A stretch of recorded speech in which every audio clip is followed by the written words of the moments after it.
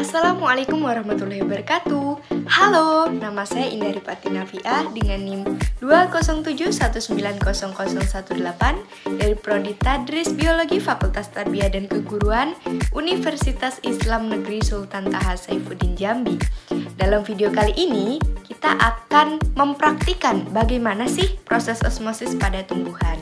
Nah, sebelum kita masuk ke praktikum, kita akan membahas terlebih dahulu apa sih proses osmosis itu.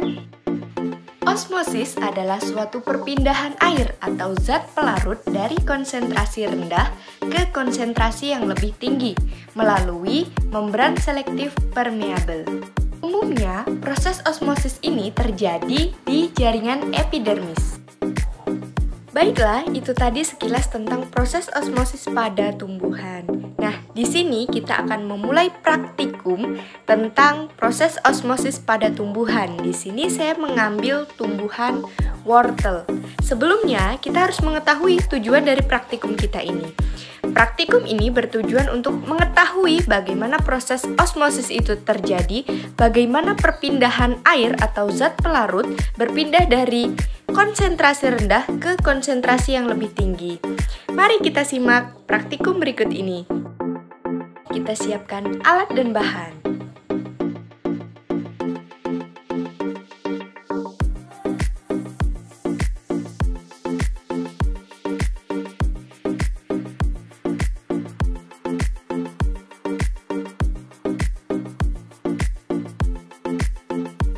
Langkah kedua, kita ambil air biasa yang berada di dalam gelas, kemudian kita tuang ke mangkuk plastik dengan menyisakan sedikit pada gelas untuk melarutkan gula. Kita tuang gula pasir yang berada di piring seluruhnya, kemudian kita aduk menggunakan sendok. Aduk terus hingga merata.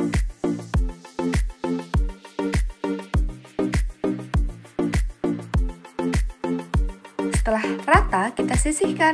Kita ambil wortel, kemudian kita potong bagian pangkalnya yang kita ambil. Setelah itu, kita akan lubangi bagian tengahnya. Lubangi secara merata hingga menipis. Jangan sampai bolong ya. Kita lakukan secara perlahan dan hati-hati.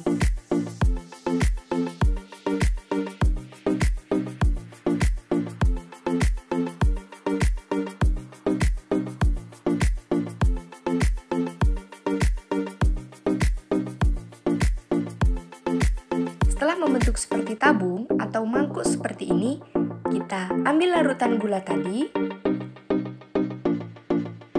kita tuangkan pada wortel yang telah berlubang dengan ukuran 1/3 dari wortel tersebut.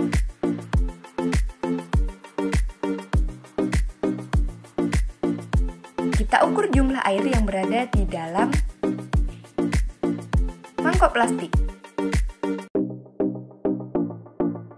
Kemudian kita ukur air gula yang berada di dalam wortel. Setelah mendapatkan ukurannya berupa volume air, maka kita akan lakukan penulisan data agar nanti terlihat perbedaan sebelum dan sesudah.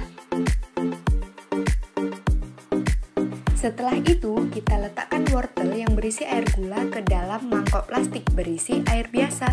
Kita amati selama 4 jam. Setelah itu kita lihat hasilnya, apakah ada perubahan, dan ternyata benar adanya perubahan. Air gula di dalam wortel bertambah volumenya, sedangkan air biasa di dalam mangkok plastik berkurang volumenya. Baiklah, itu tadi praktikum kita hari ini mengenai proses osmosis pada tumbuhan.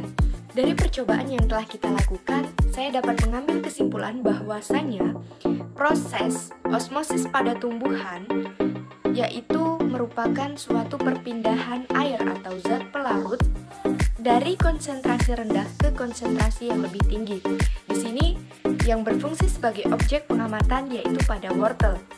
Air gula di dalam wortel akan bertambah volumenya.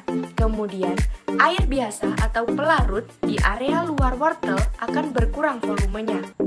Hal ini karena air biasa memiliki konsentrasi rendah dan air gula yang berada di dalam wortel memiliki konsentrasi yang lebih tinggi, sehingga air biasa dengan konsentrasi yang lebih rendah berpindah melalui membran semi-permeable ke dalam wortel, sehingga air gula yang berada di dalam wortel ini bertambah volumenya.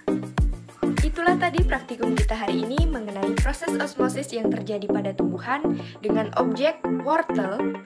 Semoga bermanfaat. Kurang dan lebihnya saya mohon maaf.